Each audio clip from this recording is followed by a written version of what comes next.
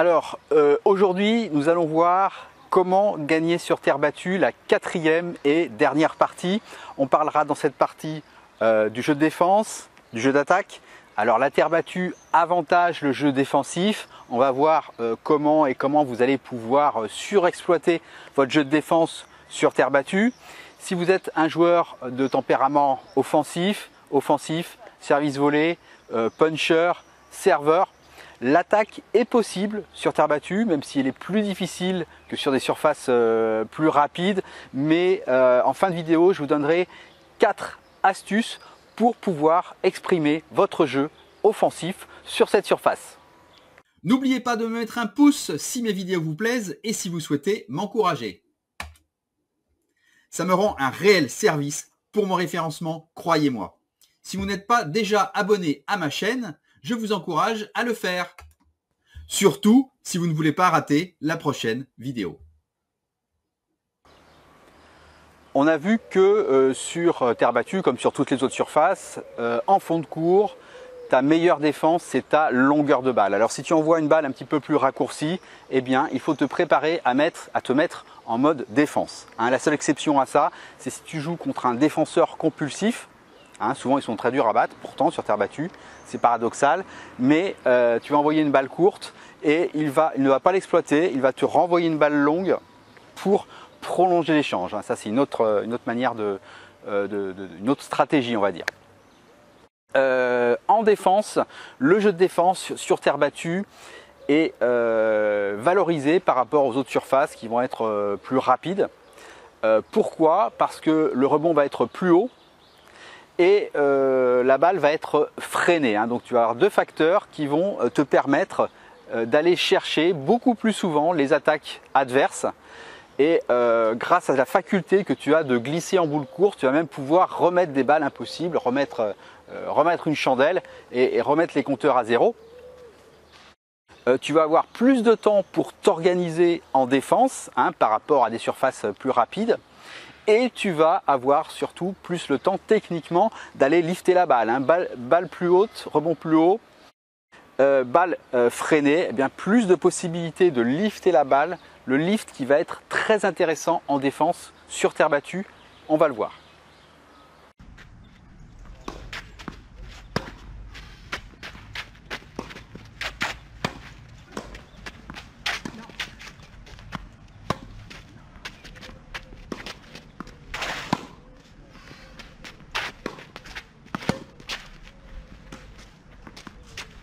Ah oui, bien joué.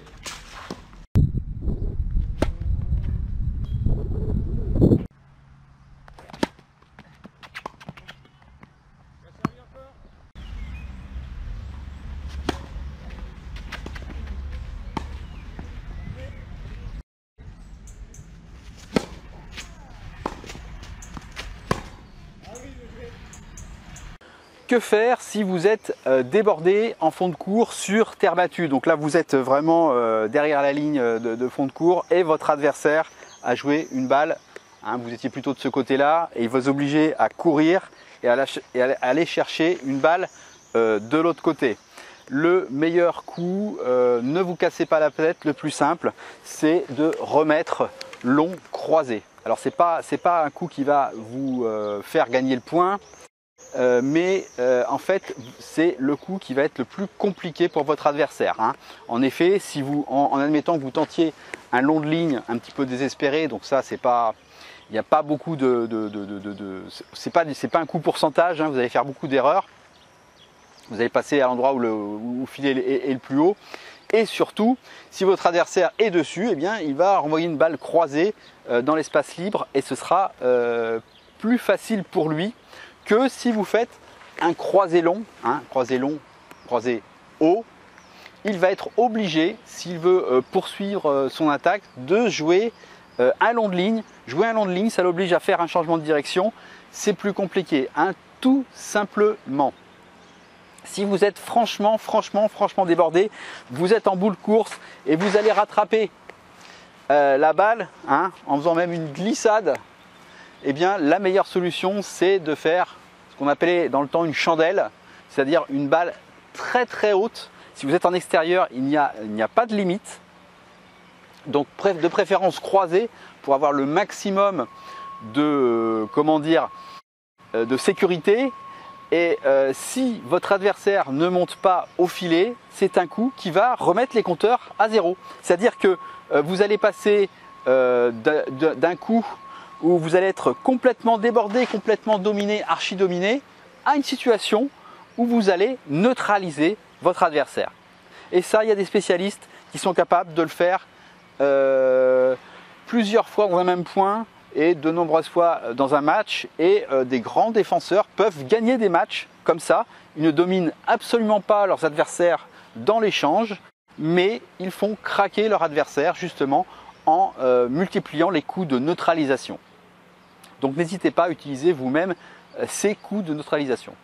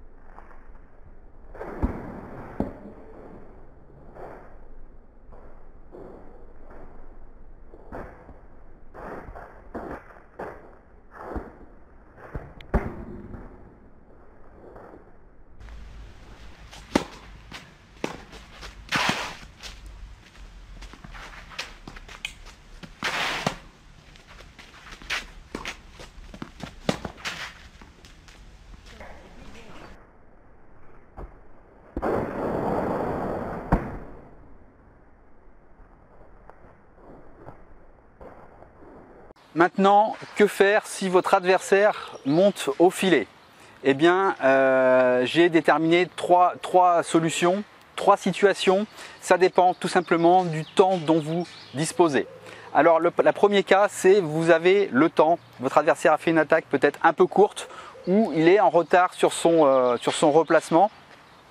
Hein, il vous envoie une balle ici, il vous envoie une balle là. Malheureusement, pour lui, vous êtes dans les temps. Il ne vous reste plus qu'à faire un passing le long de ligne. Alors parmi les trois effets du passing, l'effet à privilégier, c'est l'effet lifté. Pourquoi? L'effet coupé en fait va être lent. C'est-à-dire que votre adversaire, même s'il a fait une mauvaise attaque, il va pouvoir effectivement aller capter la balle. Donc à moins d'être hyper précis et d'avoir un slice vraiment rapide, essayez de privilégier soit la frappe à plat, soit la frappe liftée. Ensuite, vous avez la frappe à plat. La frappe à plat va être meilleure que la frappe coupée. Pourquoi? Parce que ça va être beaucoup plus rapide. Maintenant, la meilleure des trois, ça va être la frappe liftée. Vous êtes sur terre battue, la balle rebondit un petit peu plus, vous avez un petit peu plus de temps. Eh bien, faites descendre votre tête de raquette en dessous et faites un lift. Ça va être plus rapide que le coupé, et si vous faites vous donnez de l'effet, vous faites plonger la balle sous le filet, ça rend la volée, hein, si jamais il a la possibilité de capter la volée, le volleyeur, ça va donner une volée plus difficile. Ensuite, votre adversaire a fait même situation, vous envoyez ici, il vous renvoie ici, et là il a fait une bonne attaque longue. Vous allez pouvoir prendre la balle, mais vous n'avez pas vraiment de temps. Alors à ce moment-là, moi ce que je vous conseille, ne vous compliquez pas la tâche, faites un passing croisé, hein, donc lifté de préférence. Si c'est coupé, il faut que ce soit croisé court. Et lifté, en fait, là vous allez franchement pouvoir faire retomber la balle dans les pieds de votre adversaire. S'il est à une distance, je dirais, normale du filet, eh bien, il va être obligé de prendre la balle en dessous le filet. Ça va être compliqué pour lui, et le but du jeu, c'est de faire jouer votre adversaire. C'est-à-dire que ce ne sera pas un passing gagnant, ce sera peut-être un passing où votre adversaire à la volée va faire la faute, mais dans le pire des cas, dans le pire des cas, ça va être une volée qui va être de toute façon plus simple à jouer que sur surface rapide. Après, si c'est un volleyeur de talent, il peut très bien faire une bonne volée définitive, hein. Mais vraiment, il faut penser pourcentage. Si vraiment il a fait une bonne attaque, si vous tentez le long de ligne, ça va être compliqué. Vous allez prendre beaucoup de risques et vous allez faire plus de fautes que de points gagnants. Si votre adversaire s'est avancé trop près du filet, vous avez aussi la possibilité de faire un lob. Donc lob à plat, lob lifté, un lob un petit peu agressif. Et alors c'est un défaut qu'on retrouve beaucoup chez les joueurs d'entrée de classement, c'est que voilà, ils font une première volée ou alors ils s'approchent, ils collent trop tôt le filet, vous lobez. Hein. Si l'adversaire colle le filet, un lob c'est simple et voilà, lob croisé, lob sur le revers, hein, si vous êtes de l'autre côté ou s'il est gaucher, voilà, vous faites un lob le long de la ligne sur son revers et voilà, vous allez vraiment mettre en difficulté sérieuse de votre adversaire. La troisième solution, c'est si votre adversaire vous a fait une attaque très bonne, vous êtes très loin de la balle, et bien la solution que vous allez avoir, c'est, hein, vous allez me glisser pour aller chercher la balle, c'est de faire une chandelle très haute. Vous êtes en extérieur, il n'y a pas de limite, si vous êtes en extérieur, il n'y a pas de limite. Et la balle doit être longue et elle va retomber justement en fond de cours. Si votre adversaire n'est pas un smasher exceptionnel, il va être obligé de revenir au fond. Vous allez remettre les compteurs à zéro. Et en revanche, ne faites pas un lob trop court parce qu'à ce moment-là, il va avoir la possibilité de prendre la balle après le rebond et de faire un smash après le rebond. Voilà, si votre adversaire vous attaque sur terre battue, ne vous cassez pas la tête, cherchez un coup pourcentage.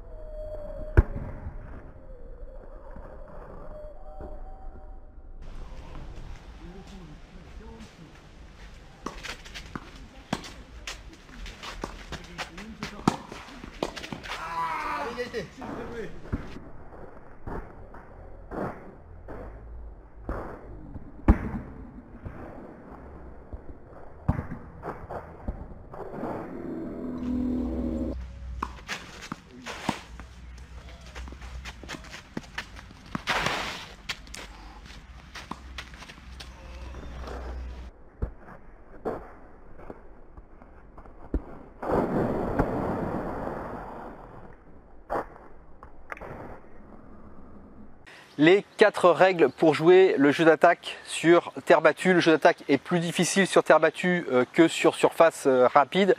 Ça, c'est pas un mystère. Néanmoins, il est possible de pratiquer un jeu d'attaque sur terre battue à condition de respecter ces 4 règles.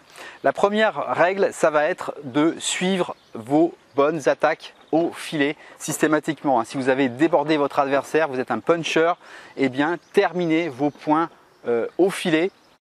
Posez une volée dans l'espace libre tranquillement, il n'y a pas besoin de se casser la tête, mais vraiment le problème c'est si vous ne le faites pas, eh bien votre adversaire risque de relever la balle et de remettre les compteurs à zéro et de vous obliger à refaire une attaque, ce qui vous expose à la faute. Hein. Beaucoup d'attaquants brillants perdent des matchs contre des défenseurs à cause de ça. Ils ne finissent pas, ils ne suivent pas leurs attaques au filet et ne terminent pas le point. Deuxième règle, variez impérativement vos attaques, hein, peut-être plus sur terre battue que sur les surfaces lentes. Hein, donc long de ligne, croisé, court croisé, amorti, voilà. Usez de toutes les possibilités et utilisez les spécificités de la surface, c'est-à-dire quand vous avez la possibilité de faire un changement de direction à votre adversaire, un contre-pied, un amorti alors qu'il s'attend à une attaque longue, tout ça, ça va vous permettre de prendre un avantage sur le défenseur. La troisième règle, c'est si vous montez au filet sur terre battue, faites votre reprise d'appui dans les temps. Je vais vous donner un exemple. En admettant que je fasse un service kické extérieur, je suis au filet. Eh bien, j'ai intérêt vraiment à me positionner à l'endroit où j'ai servi, du côté où j'ai servi, avant que l'adversaire ne tape la balle. Si je suis en retard à ce niveau-là, mon adversaire va faire une balle croisée et je vais être pris à contre-pied et peut-être même que je vais m'étaler sur le court. Enfin, la quatrième règle, si vous voulez attaquer sur terre battue, soyez préparés à faire des smashs. Entraînez-vous au smash régulièrement à toutes vos séances, à faire plusieurs smashs de suite parce que sur terre battue, votre adversaire va ramener vos attaques. Qu'est-ce qu'il va faire? Il va relever la balle et si vous voulez terminer le point, vous aurez des smashs à faire.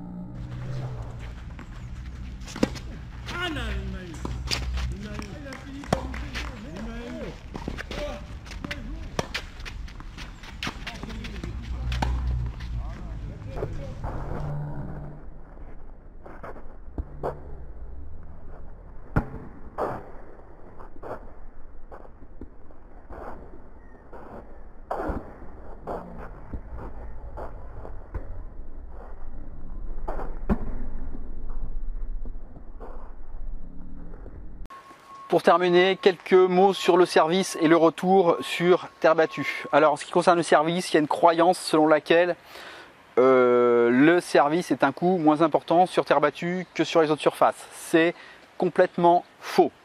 La seule vérité du service sur terre battue, c'est que surtout pour ce qui est des services plats et slicés, si vous avez un bon service sur surface dure, votre service sera un petit peu moins bon sur terre battue.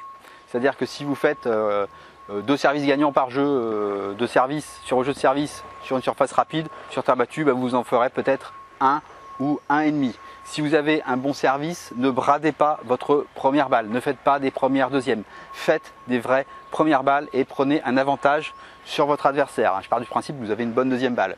Si vous avez un service lifté, un bon service lifté, utilisez-le. Ce que je vous ai dit sur le service est moins bon sur terre battue que sur les autres surfaces. C'est faux si vous avez un bon lift et que la terre battue est une terre battue qui rebondit beaucoup. À ce moment-là, votre service lifté sera meilleur sur cette surface que sur n'importe quelle autre surface. En Coupe Davis, une année, il y avait l'équipe suisse, Wawrinka et Roger Federer, qui recevaient l'équipe américaine avec Sam Querrey et John Isner. Ils se sont dit c'est des gros serveurs, on va les prendre sur terre battue. Malheureusement, ils se sont plantés c'est une anecdote entièrement vraie, ils se sont plantés dans la confection du court. Le court était un court qui rebondissait extrêmement. Eh bien, John Isner et Sam Querrey, ils les ont complètement battus, ils les ont écrasés parce que leur service était irrattrapable. Voilà. En ce qui concerne le retour de service, vous allez avoir plus d'opportunités en retour de service la plupart du temps, sauf si vous avez face à un gros service lifté bien sûr. Vous allez avoir la possibilité de prendre l'initiative dès le retour de service, que ce soit en envoyant un long de la ligne ou un court croisé en tentant le coup de débordement d'entrée de jeu. Alors c'est comme tous les autres coups de débordement sur terre battue. Si vous le faites, faites-le et faites un vrai coup de débordement qui déborde vraiment votre adversaire. Sinon, vous risquez la contre-attaque ou le coup de neutralisation. Dans le doute, remettez la balle et partez sur un échange traditionnel. Voilà, ce sera tout pour la tactique sur terre battue. On se retrouve très bientôt pour une nouvelle vidéo.